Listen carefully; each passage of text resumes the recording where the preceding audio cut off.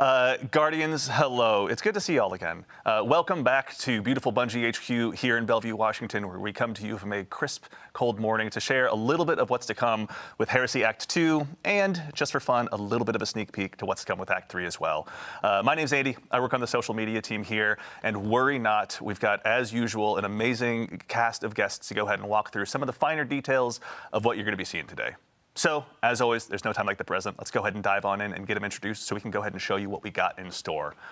Here, sitting to my left, up first, is someone who, if you joined us last time, is someone that you may have already known, rather. Sorry, I'm going to go ahead and just make sure we get right into your intro. Someone that you may already know, narrative architect here at Bungie, the one and only Mr. Nico Stevens. Nico, how's it going today, man? It's going great. Thanks for having me, Andy. How are you doing? I'm doing so well, thank you. I appreciate it. So for anyone that maybe didn't join us last time or isn't aware of what a narrative architect does, can you tell us just a little bit about who you are and what you do here? Sure. So like I said, my name's Nico Stevens. I'm narrative architect at Bungie.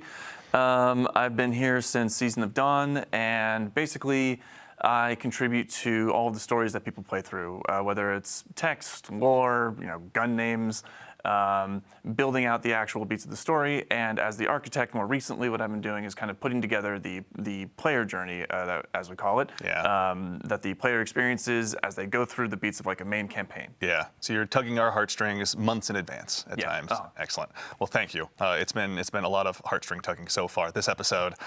Sitting next to him, we have a new face joining us today, a senior designer here at Bungie, Quentin Quinones-Rezin. Quentin, how's it going, man? I'm doing well. Thank you for having me here on the couch. Absolutely. Thanks for taking the time to join us. This is your first time joining us, so really quickly, second verse, same as the first. For anyone that doesn't know you or doesn't get the privilege of working with you here at Bungie, can you tell us just a little bit about who you are and what you do here?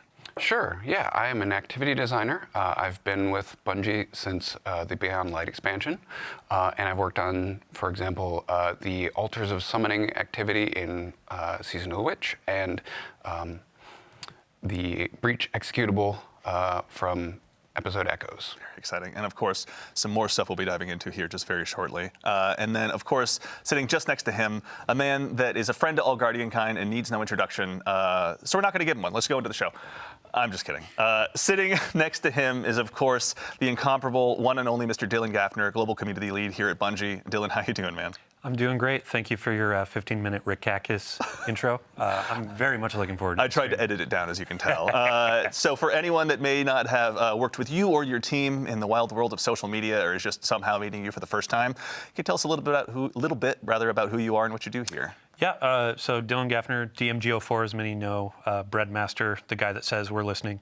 Yeah, ultimately, I'm a community lead here for Destiny, top of the team, where we run all the TWIDs, we make sure Guardians are informed, we take your feedback, pass it along to the dev team. But most importantly, we try to act as like the seat at the table for players. So if there's feedback, if there's conversation around something, or, oh, hey, excitement around activities, we make sure that voice is heard in all the meetings that we go to. Excellent. Well, thank you, as always, for being a voice of the player here in our hallowed halls. We do appreciate it. And in addition to these fine folks, we're also going to have some other folks joining us throughout the show. It's a pretty jam-packed one, so we'll make sure to introduce them as they come along. But worry not, that's just not me summoning them into existence. We have a ton of folks here to show you what's in store. So let's go ahead and kick things off. Nico, I'd love to go ahead and start with you. Obviously, we're going to go ahead and be concluding Act 1 of episode Heresy here very briefly and leading into Act 2. Before we kick off Act 2, can you just tell us a little bit about what got us here today? Yeah, so as people who've been playing know, we had an Echo that came from the Pale Heart, came screaming out from the death of the Witness, slammed into the Dreadnought.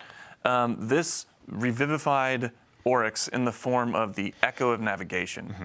We found that during the finale of our first act, and over the course of searching for it, we delved deeper into the Dreadnought, started uncovering taken powers, and we met an enemy of the Dread who has taken something from us. Interesting. And also, in addition to our enemies, there's an ally of ours that had a very difficult start to the story. Are we going to be seeing more of Eris's story as we dive into Act 2? Yeah, so let's see. So back in Act 1, anybody who was playing through that first mission, you recognize that we had to change Eris's class designation from Lightless Hunter to Shish Kebab. How dare you? But in Act 2, you're going to be hearing some whispers from beyond the veil as you're going through Nether, as you're going through Court, and as you're exploring those activities and exploring the Dreadnought more, you're going to be picking up some of these messages and hopefully being able to reach beyond that and see what's on the other side. And for our eagle-eyed players who played through the first act and saw that cutscene where Eris died, they see her wake up in this ascendant world, very much resembling a throne world. Yeah, there's been some educated guesses in that direction, but obviously there will be a lot of lore to dive into, so Vase, if you're out there, maybe you can help us out and kind of tell us a little bit more about what's to come. Excellent, so that sets the stage, but we're also going to go ahead and dive into an activity here. We've got some gameplay ready to show on screen. Quentin, we've got a new activity that we're going to go ahead and release with Act 2. Can you tell us a little bit about what the Court of Blades is? Sure, yeah, Court of Blades, when we were talking about bringing back the Dreadnought, obviously we're going to pay some sort of homage to the fan favorite activity, the Court of Oryx, that occurred in this space. But we wanted to freshen it up. We wanted to explore, what does Destiny look like right now? And so taking that and adding to that a lot of the activities recently have been sort of longer form, maybe a little stressful. We wanted to create a shorter, quicker activity that folks can just come and slay out for 10 minutes and have fun. Exciting. So, as we go ahead and check out the Court of Blades, there's a lot of new augments available to players too. Actually, if we can really quickly look, there's some hive statues around. Can you tell us about the augments that players are going to have available to them as they go ahead and try and build their loadout for this activity? Sure. Yeah. What we wanted to do was wanted to take some inspiration from the sort of roguelike things that we've been exploring over the last couple of years with Destiny, making sure that each run feels unique and challenging in its own way. And so what we've borrowed the concept of augmentations from Onslaught, so players will see those, and they're a little different in this case where they provide challenges that players may be able to overcome in other ways. So they're simple mechanically. A single player could go and complete the augmentation, but you might be able to just DPS the boss, pop your super, that sort of a thing, as a way to overcome that challenge.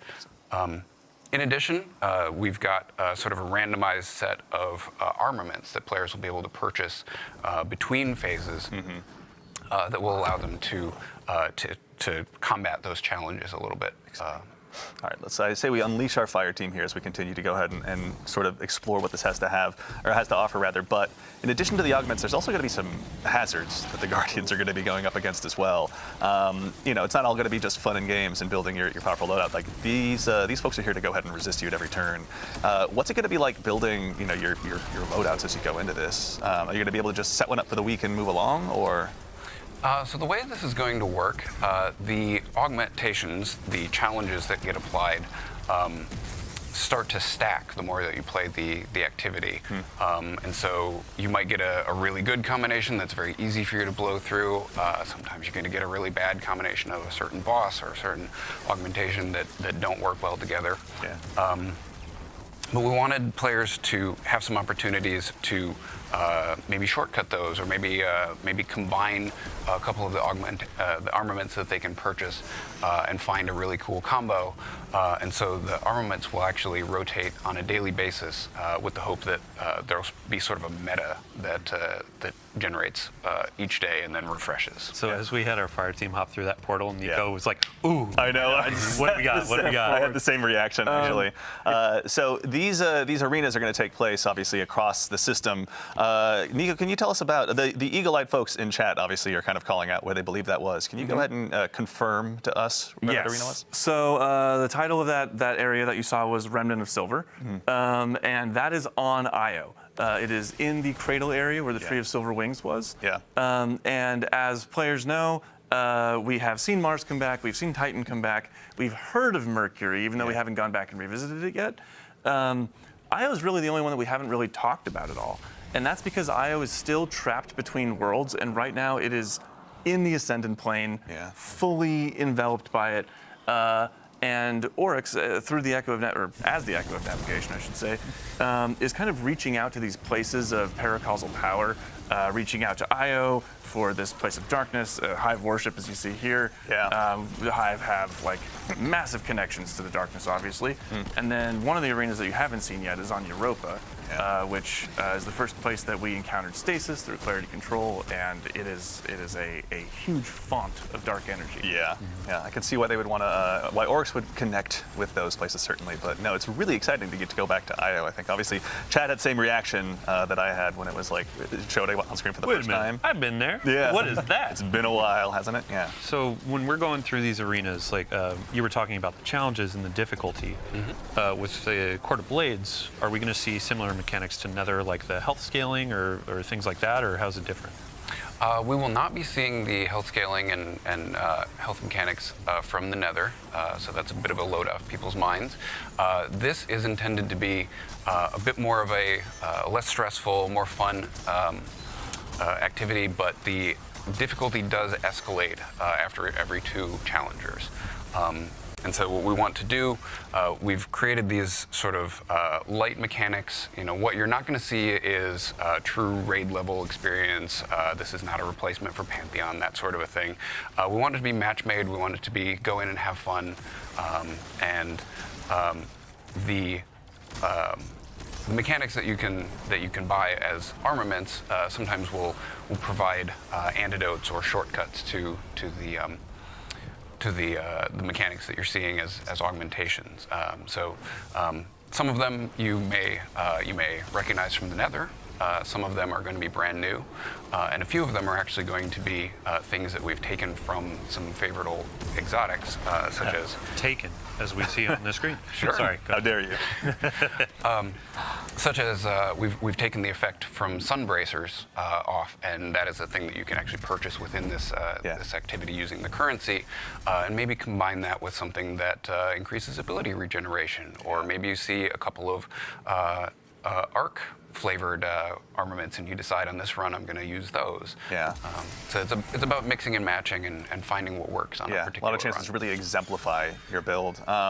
So also there's, in addition to kind of the standard run through that we're seeing right here, is there a higher difficulty mode available as well? Sure, yeah. For people who like a little bit more of a challenge, we're going to have an expert version of the activity.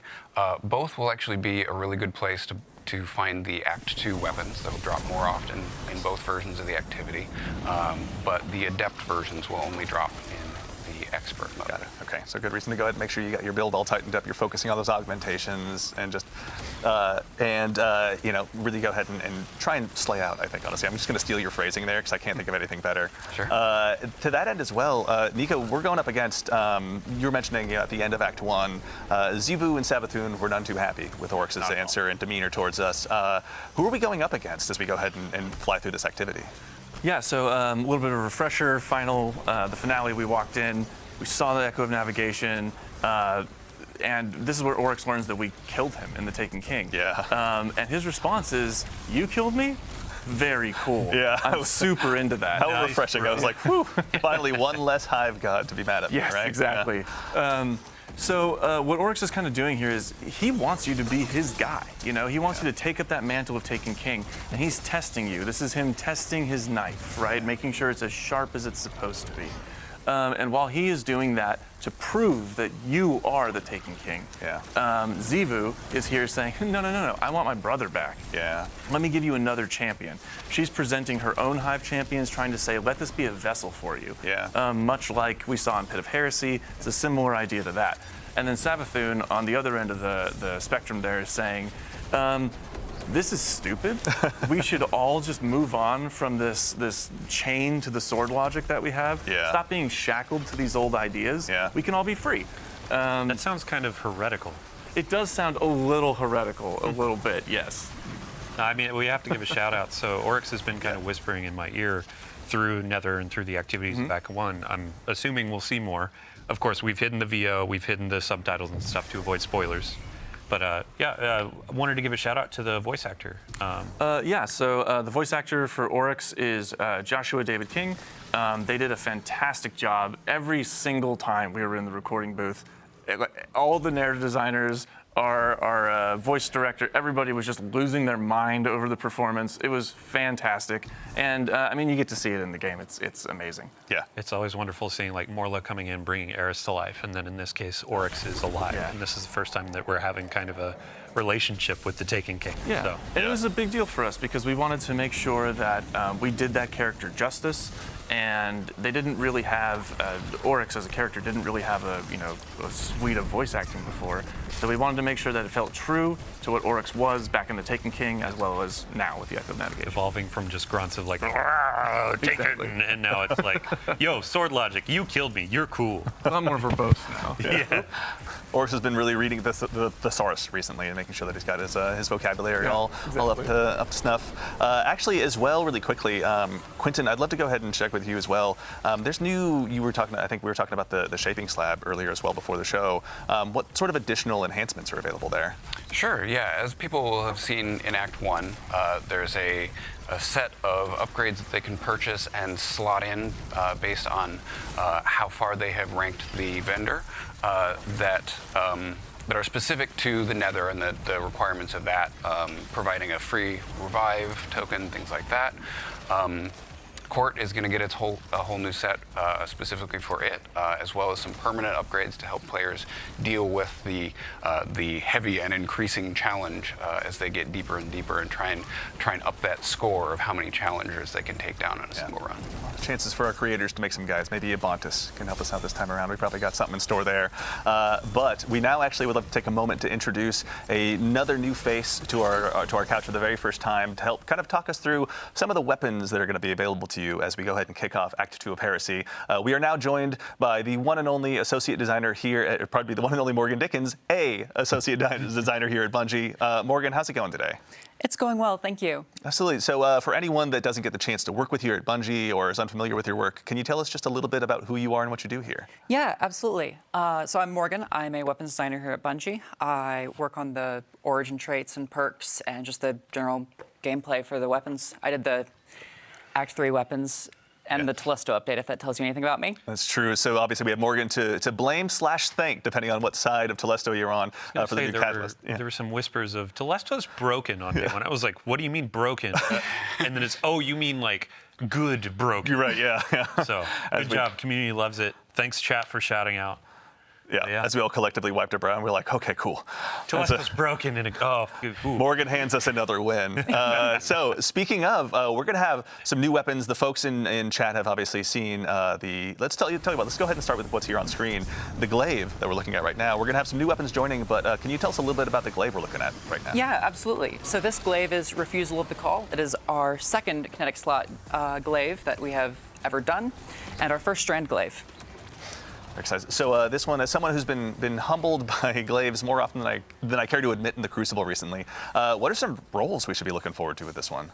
Yeah, so as displayed on screen, Sword Logic Discord is a very fun role with good ammo efficiency and really high damage potential. Mm-hmm. And if you're looking for a fun Crucible role, tilting at windmills and melee momentum is really fun. Okay, that's one I'm going to That's a good name for a perk. Tilting at windmills in Crucible. Yeah. Tilting your opponents. Why do you stare right at me when you say that? I don't know. But I do want to make another call out. So in Act 1, we were talking about, when you're going to the Dreadnought, it's peeling back, the skin is coming off. When we were just looking at this glaive, they all follow that same theme. So right now, you have a big sword on a big stick that's covered in teeth. Like, I cannot, this is my number one thing when Act 2 goes live to go and grind for. Yeah. So. Yeah. I'm looking forward to that. And I couldn't help but notice, obviously, there's a very, very scary looking new Void Bow as well that our Guardian here has been using. Can you tell us a little bit about this bad boy? Absolutely. So Anamnesis is a Void lightweight frame bow. This one's really cool because the origin trait grants charge speed. So dealing damage to enemies and getting final blows will slowly just lower that charge time. If you're a bow lover and you have always wanted to take something other than Archer's Tempo in the left column, now's your chance. Yeah, fair. I have my vault is littered with Archer's Tempo in that first column, so no, I'm really looking forward to that one. What are some roles? I think we've got some repulsor brace action going on, but what are some roles we can look forward to here? Yeah, you can pair repulsor brace with either destabilizing rounds or demoralize.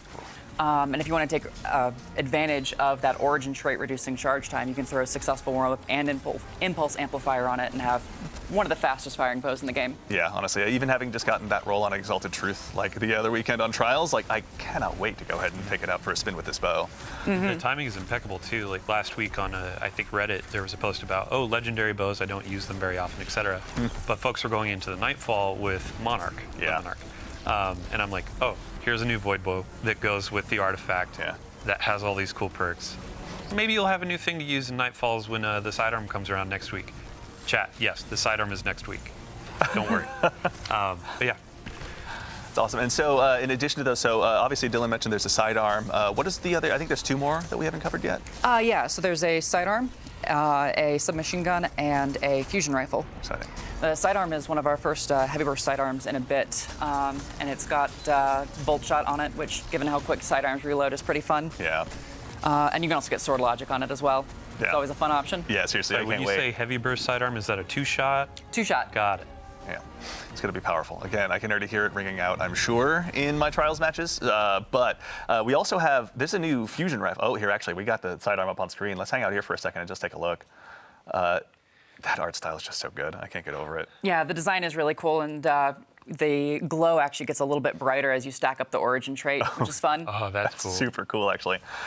In addition to that, I know we were talking a little bit before the show as well. There's a new fusion rifle in store that sounds pretty terrifying if you're going up against us. Can you tell us a little bit about what's in front of us right now? Yeah, so Afterlight is another weapon that really benefits from that charge rate boost.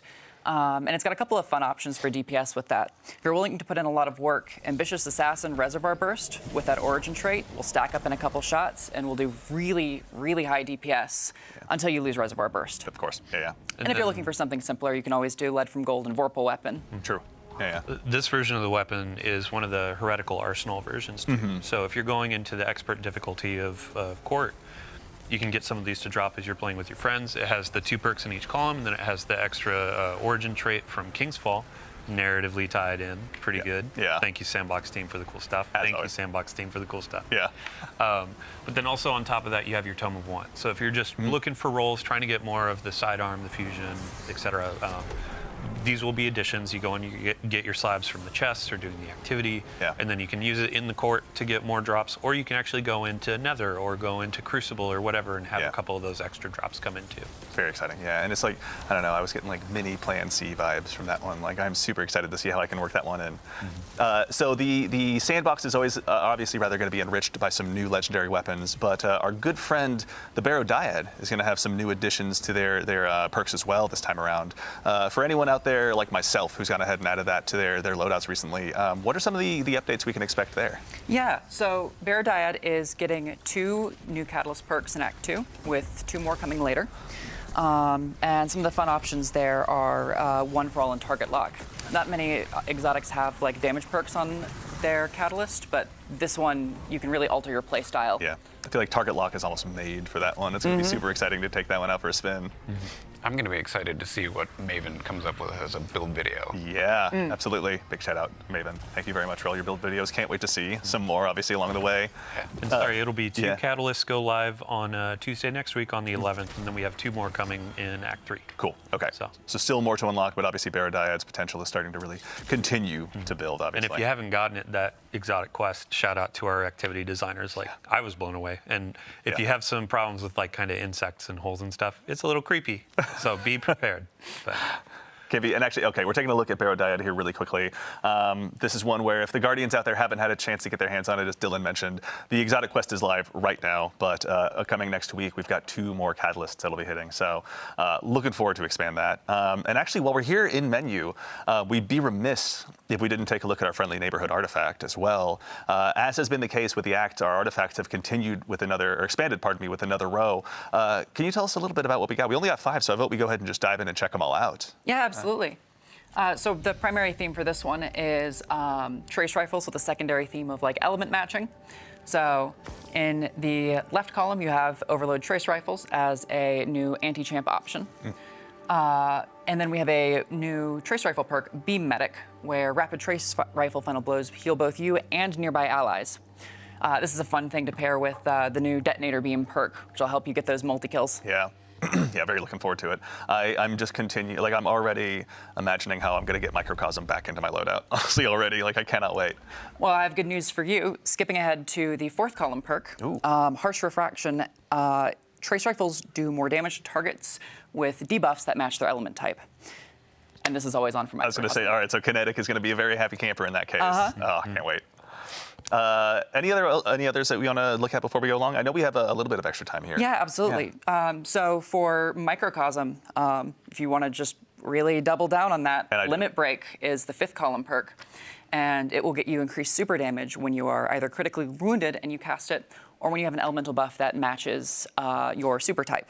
Perfect. And actually, while we're here, we may as well just take a look. What awaits us in the third column as well? So the third column is a new artifact perk that will help you get more access to elemental pickups like tangles or fire sprites.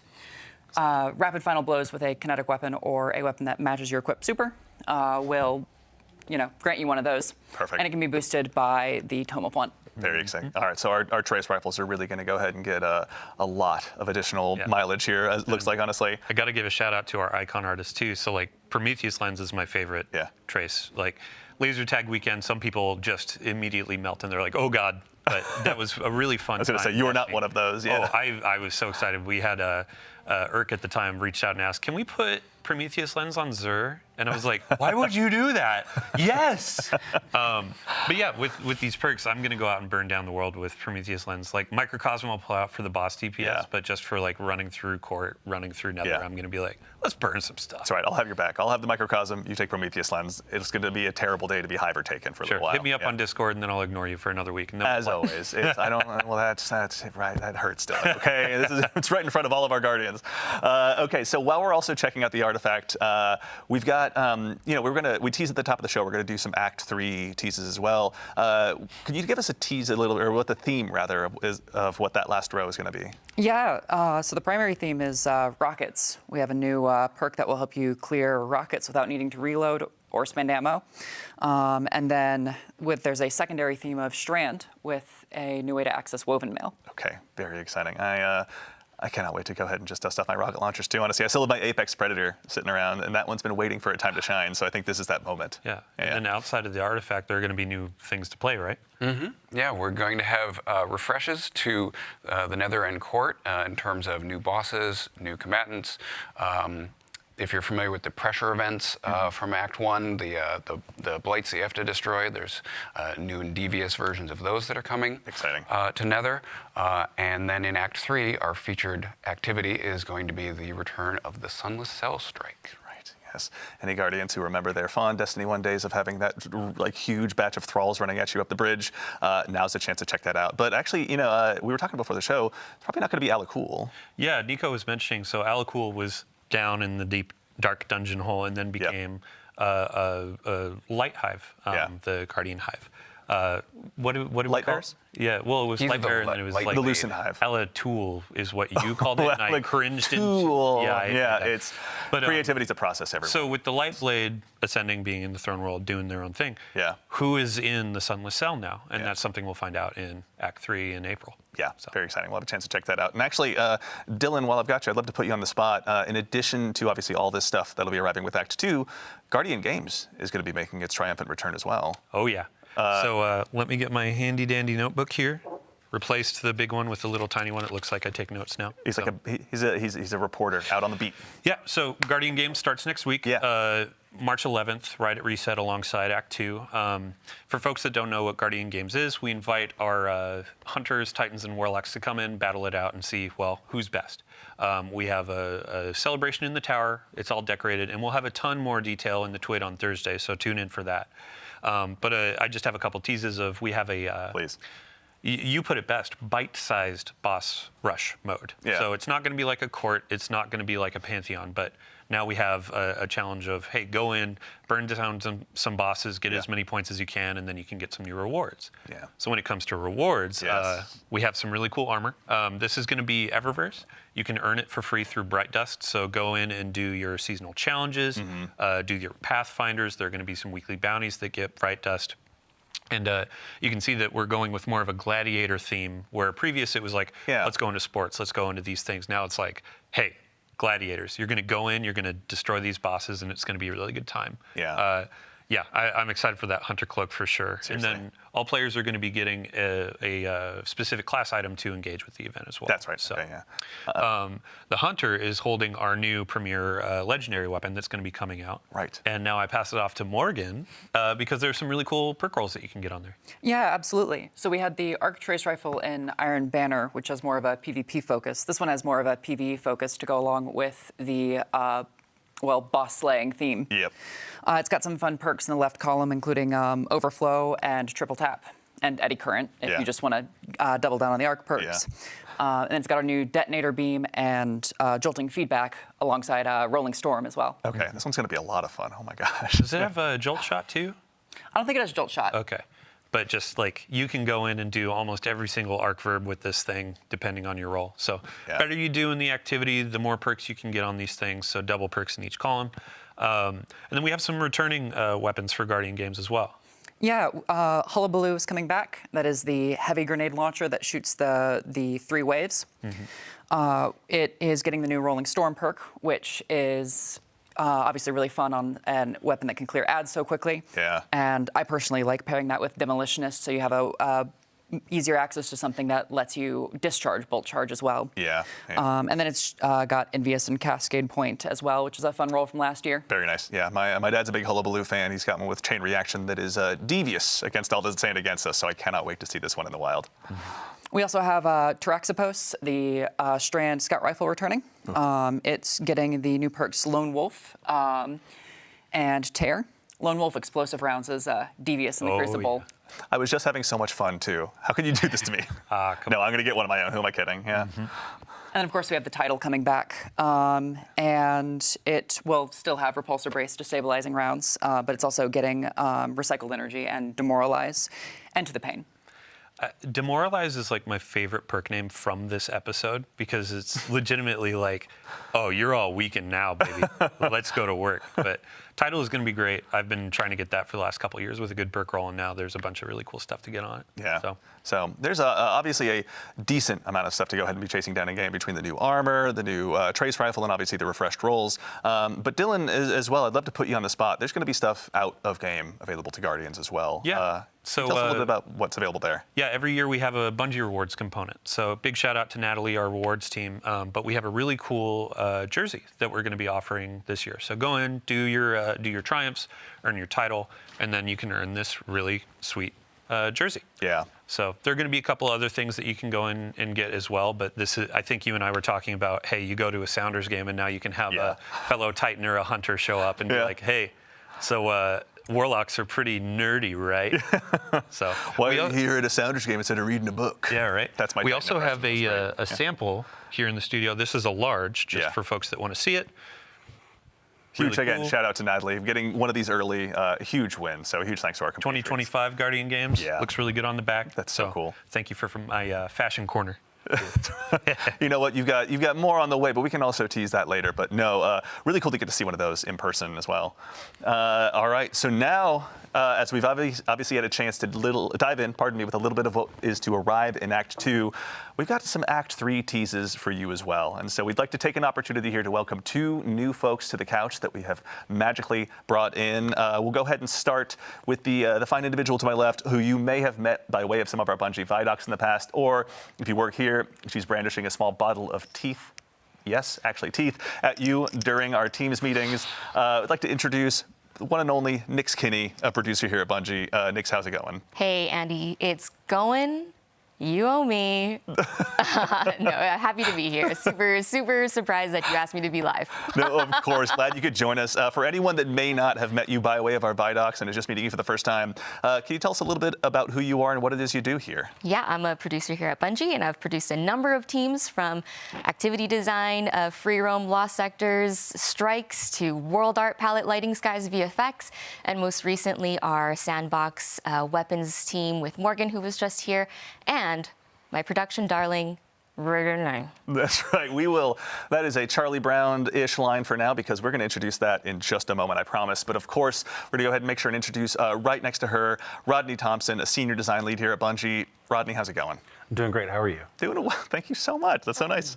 Anyone who may not have had a chance to meet you or doesn't get a chance to work with you here at Bungie, can you tell us just a little bit about who you are and what you do here? Sure. I've been at Bungie for about 10 years. I'm a designer, and I'm the sandbox craft lead. And additionally, I've been the team lead for the Charlie Brown redacted team that Nick's just mentioned. Very exciting. We've got some cool stuff to check out. Now, actually, Dylan, you and I were talking a little bit about this.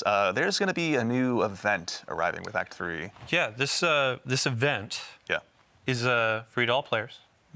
It's going to offer something for lower skill for folks that maybe want to start getting into some endgame content, and then it's also going to offer some things of higher difficulty. I don't want to steal too much thunder. Oh, no, of course. Yeah, I mean, let's tee it up. Yeah, that allows us a chance to introduce it. Rodney, would you like to do the honors of introducing The Rite of the Nine. Yes. Rite of the Nine? So Rite of the Nine is our new event that we've been working on. Really excited about this. It is a limited time event that features our dungeons. 3 of our dungeons that are part of this event. That's going to be Prophecy, of course, because of the 9 associations, but also Spire of the Watcher and Ghosts of the Deep. So these 3 dungeons, we've seen a lot of reaction, positive reaction to the contest modes for our new dungeons as they've come out. And we were thinking, what would it be like if we were able to go back to our older dungeons and experience that kind of level of challenge and see how things play out in these older dungeons with some tweaks and some tuning and some additional modifiers and things like that to really bring the challenge up to kind of contest mode levels, right? So we're like, okay, we got this great set of dungeons. Let's really put the screws to our players and see what they can do in a hard mode for these dungeons. Yeah. But then at the same time, we were like, well, a lot of these dungeons, there's a lot of players out there that haven't gotten to experience them because they can be pretty intimidating. They are, mechanically a little more intense. They don't do a lot of hand-holding in the activity.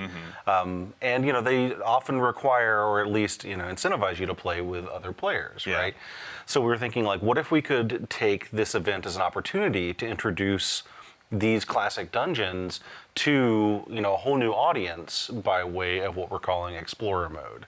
And so basically we've got new stuff at the top end in Ultimatum mode. We've got new stuff for players, or new opportunities for players to learn the dungeons in Explorer mode. And then we have Eternity mode, which is sort of aimed at our middle of the road experienced dungeoneers. So we've kind of got something for everybody.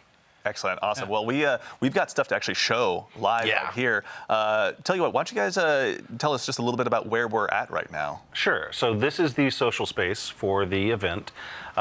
Eagle-eyed veterans might notice that this is the 3rd Spire social space.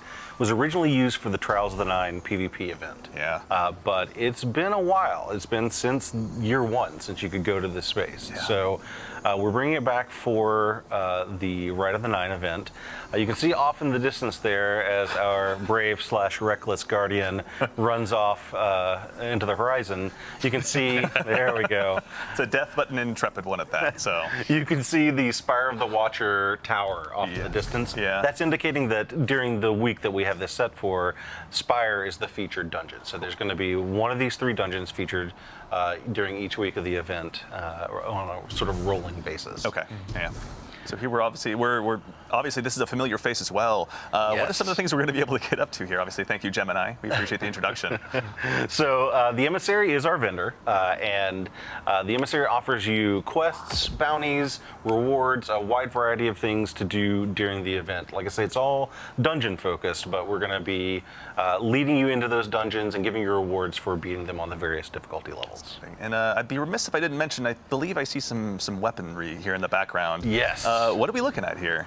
So for this event, we have taken 4 of the weapons from each of the featured dungeons and given them a big revamp. We've redone their perk pools, introduced perks that have come in over the seasons since the dungeon was released, and put those into these weapons and really given them a good juicing up as far as the perks that are available. And what you're sort of seeing here is the ability to attune to these various weapons, just like you could during Into the Light with the light weapons, so that if there's a particular one of these that you really are hunting a certain role, you can attune to it get more drops of that weapon during the course of the event. Very exciting. Okay, that's again, we see some fans obviously in the house here. So we've got, as you were mentioning, ultimatum mode. We can go ahead and talk a little bit about later. But as we noticed, Spire the Watchers here, Nix, can you tell us a little bit about Explore mode and how you guys kind of built that and what that process was like? Yeah, playtesting for Explorer mode was truly so cute because it required us to find people in studio who had never played dungeons before. Yeah. And that means we sourced folks from all corners, all levels, and made them equal in the name of a dungeon. So it was really great to see them go through our dungeons and having us tune it so that by the end of our playtest series, I think they just grew into folks who were really quite adept at dungeons. And I want to say can go on to even solo them if they wanted to. Yeah, I mean, it's a great starting point. I think we were talking a little bit before the show, but Explore mode obviously grants the opportunity, one, to just learn, to just go ahead and kick the proverbial tires in the dungeon, figure out how Arctrition works, which we can see here in just a second. But for folks like myself who do really enjoy running dungeons, and I've only soloed one dungeon, but if I wanted to go ahead and really get all of my strats ready for a solo, maybe a solo flawless run if I'm lucky enough, this seems like a great way to approach that. For sure. Yeah. I mean, in the Explorer mode, you have some tool tips, so that'll give you some idea of how to navigate these puzzles and also some waypointing to help you get through some tricky areas that you may not be able to find on your own. Yeah, there's a lot of minutia to always find in these, and it may not always be obvious which way to go. And so you guys, like we were talking about before the show, you actually built some new tech to help kind of establish those breadcrumb trails for the Guardians. All right, we're about to dive on in actually here as well, but very briefly as well as we go ahead and prepare to land, a brief touch on ultimatum mode as well. What are some of the key differences between those two experiences? Sure. So while Explorer mode, of course, is aimed at people who have maybe not as familiar with the dungeons or never really given them a shot, Ultimatum mode is for players who are familiar with the dungeons and are used to a high level of play. So they're going to be our most challenging. They're going to be at sort of a power level equivalent of contest mode. Cool. So you're going to be facing tougher enemies. And then we're also using some activity modifiers to sort of craft the experience and make it a little more challenging, but also just give you a little bit, require you to make a few decisions before you go into the dungeon or before you go into an encounter that you wouldn't otherwise necessarily be thinking about. So for example, we're using the not swap activity modifier, which basically means you need to keep one exotic equipped for the duration of an encounter. That's just sort of a way of saying, like, okay, we need you to really focus on thinking about this encounter and figuring out how you're going to tackle the challenges associated with it.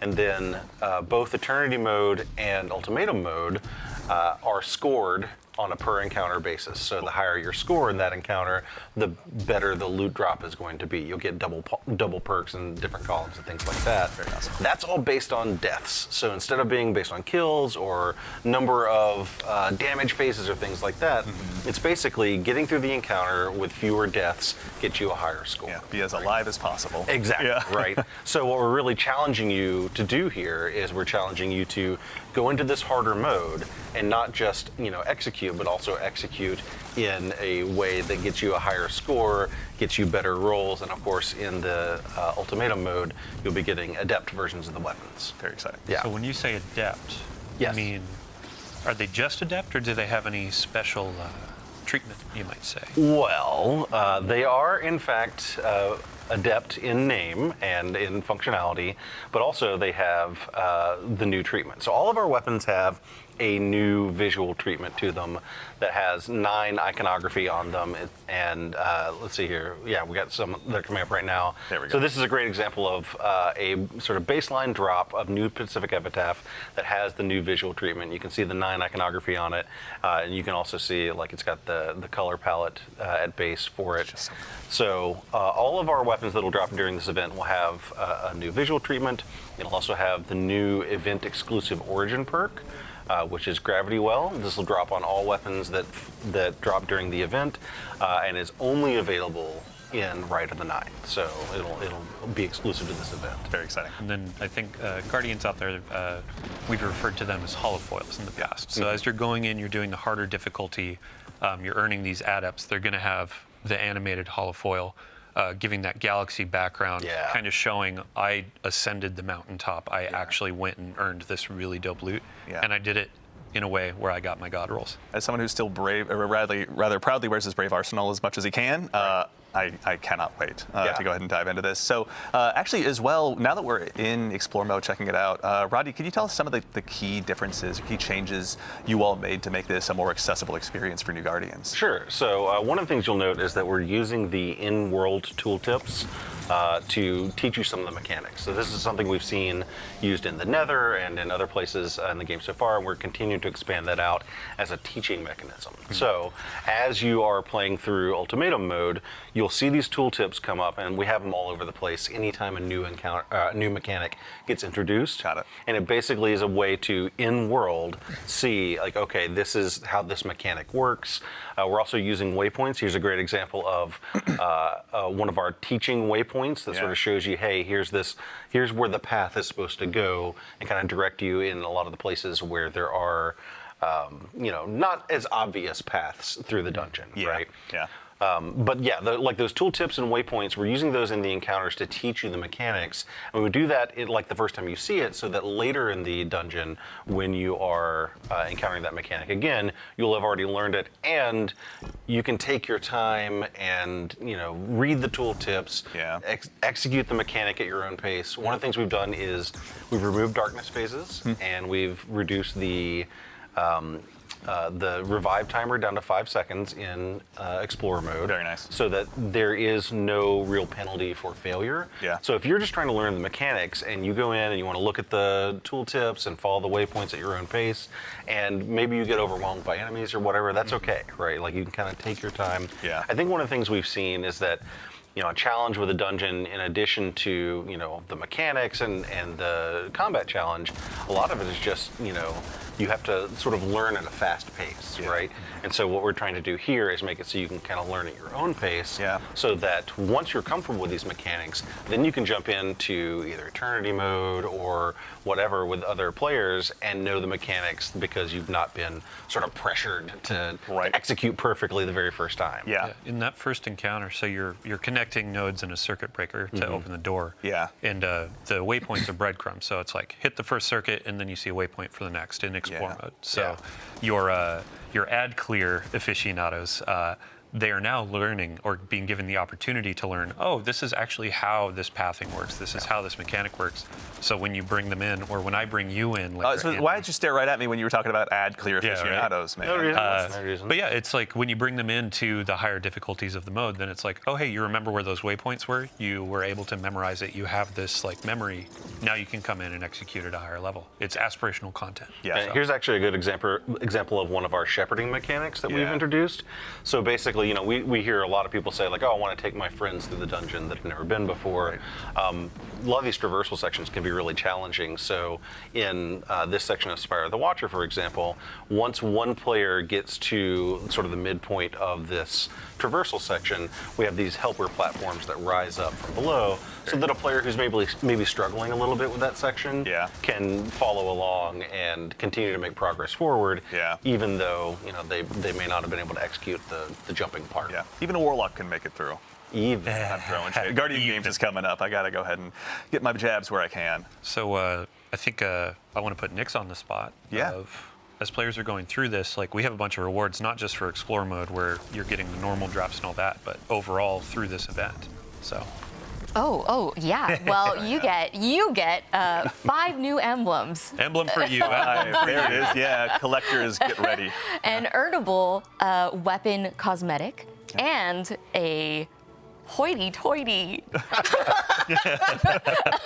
event exclusive title that you can get from doing some challenging challenges in Ultimatum mode. Yeah, it's going to require a lot of participation, I think we were talking about before the show. Like, these are not ones you're going to be able to earn right away. It's going to take some time. Yeah. It's going to take some blood, some sweat, some tears. Yeah. Maybe an ambulance ride, everybody. On your daily playthroughs, it's like, here are my weapons, but then you have the overarching goal of like emblems for the collectors or the title, so you can show off in the tower like, I'm the Dungeon Delver.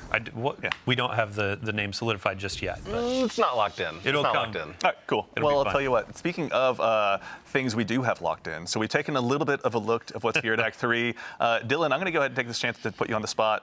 Starting very soon, or if not recently, Moments of Triumph are back as well. So, I mean, we just walked through. Sorry, I just put that down. So. That was very authoritative, yeah. Yeah, we just walked through, like, here's what's coming in Act 2, here's what's coming in Act 3, and then here's what's coming with Ride of the Nine later in Act 3. Right now, if you're so inclined, Moments of Triumph just started, like, what, an hour ago, 2 hours ago? Yeah. We have some cool rewards that you can earn as you're prepping up for the next acts, as you're getting ready for what's to come. Cool cosmetic ghost. There's going to be a sparrow that's going to be really fun to earn. Nice. Actually, I think we can take a look at those really quickly yeah. as well. There we go. There we go. There. Perfect. So with Moments of Triumph every year, we basically celebrate the previous year of content, ask players to go back in, check out your triumphs, get some of these things done, do some Grandmasters raids, etc. Yeah. And then you can earn some free cosmetics in the game. Very cool. On top of that, we also have our yearly Bungie Rewards T-shirt. Yeah. So I think I own we go. 6 of these at this point, maybe 7, but this is the 2024. And yes, I'm going to call take a this look. out for my friend Matt. 2024, because it's the previous year, not 2025. Yeah. T-shirt, which is really fun. We have a sample here in the studio. Thank you again, Natalie. Very excited. This, I believe, is a large as well. Let's make sure. Yeah, large. So basically my size. I'm 6'1". Yep. There we go. But yeah, you can get your customization on the sleeve of your gamer tag or your player name. Very nice. And then when you're walking around in the outside world, people can see you for the nerd you are. Yeah. Shout out to the individual who yelled Dead Orbit Forever when I was walking around in my Dead Orbit t-shirt the other day. Very nice. But yeah, very frequently it's like you see people in their raid jackets, you see people in their Moments of Triumph t-shirt. And then when you purchase any Moments of Triumph related, the t-shirt, the pins, anything like that, there's also a special emblem. It's a gift with the purchase. So in-game, you get a little bit of swag too. That's really cool. I always love those shirts because it, like, you know, going to a PAX or something, it becomes this like hidden secret language where you're looking around and see people with their different Bungie Foundation shirts on or their different Moments of Triumph shirts on, and you kind of give each other just a nod as you walk through those hallways. Yeah, so it's like you have your in-game Ghost Sparrow, but then when you're going through Rite, it's like, I have my title. In real life, it's like, I got my title. Yep. I got it on my war vest, I got my t-shirt, Earned etc. it. Yeah. Excellent. All right. Well, everyone, we have had a very big show today. And so that, I think, about leads us to the conclusion is what I would say if we didn't have just one more thing to share with you. So obviously, we've touched a little bit on some of the stuff that's going to be arriving with Act 3, and we actually have a sneak preview also of a currently in development limited time PvP mode that will be joining Act 3 as well. I vote we go ahead and just throw it up here on screen. Let's take a look. Everyone, we'd love to introduce you to Heavy Metal. Heavy Metal is an opportunity for you to go ahead and take out a team of Drake tanks against a team of Briggs, so you can test to see, you know, whether you're good behind the barrel of a gun or behind the barrel of a Brig. But this is one that just the playtests, pardon me, have just been absolutely insane to watch. Yeah, I'd say since day one of Beyond Light, players saw the Brig come to the game. And they're like, when do I get one of those? Fair and question. this is the answer from the development team. Yeah. But we had to make it a little competitive. Guardians have had their Drake tanks since Destiny 2 launched. Yeah. They're really fun. Let's see, when you get into matchmaking, who can come out on top. Yeah. Yeah, this is one that we're very much looking forward to unleashing upon the community, but as you can tell, the Drake tanks and Briggs alike provide some pretty unique tactical opportunities that we're looking forward to seeing getting into the Guardians' hands. But yeah, this one has just been an absolute hoot to see in development, honestly. Yeah, and when it comes to, like, this is a PvP thing, we say competitive, but this is a goofy, like, this is fun. You're sitting down on a Saturday night, you're chilling with your buds, and it's like, let's hop in a tank and try to do some 360 no-scopes while we, like, boost off of a ramp. Yeah, we just finished a raid. Let's have a palate cleanser here and just have a good time. I want to go for a movie of the week. Why don't I hop into a Drake and try to get a triple kill? Like, chance. Yeah. There weren't enough sick flips in that raid. So Yeah. I gotta get out there on my Drake tank. Just how many 360 no scopes can we get into this thing? We'll find out. Does the Drake tank have a scope? I don't think so. But yeah, that's something we'd be remiss if we didn't take a chance. Sorry, off screen they just did a huge jump as well. But we'd be remiss if we didn't take a chance to show that off to all of you. So that, for real this time, concludes our show. So a huge thank, of course, to Nico, Quentin, Morgan, to Nix and Rodney, and of course the one and only Mr. Dylan Gaffner there for joining us today. We really thank you appreciate you for guys taking the time to tell us a little bit more. Sorry? Thank you for hosting. I'm also here. But of course, more importantly than even me is our fire team in the back of house. We've got Peyton, Ashley, and of course, my compatriot in social media, Mitch, out there helping us go ahead and do the heavy lifting behind the scenes. Thank you a ton for joining us, as always. To the crew here in-house that puts on the show and has to deal with the likes of me, thank you all so much for your time. We really appreciate all of your help. And of course, we'll also, pardon me, ask you all to go ahead and stick around for just a little bit longer, because before we conclude the show, we're going to go ahead and raid Bergen's star. So do us a huge favor. Stick around for a little bit, join the raid, give them a follow, and tell them we said hello. We'd appreciate that. So today we covered a lot. We went through the activities coming with Act 2, such as Court of Blades, the continuation of the Barrow Dyad quest line, some new weapons joining the sandbox, took a bit of a look ahead at Act 3. There was a lot for this one, everyone. So of course, more than anything, we know you all are very busy. We appreciate being a part of your day, and thank you all so much for taking the time to join us today. We do appreciate it. It's always a lot of fun to get to put these on, but they don't matter unless you show up. So thank you. So in the meantime, from all of us here to all of you out there, take care of yourselves, take care of each other, and we'll see you all Starside.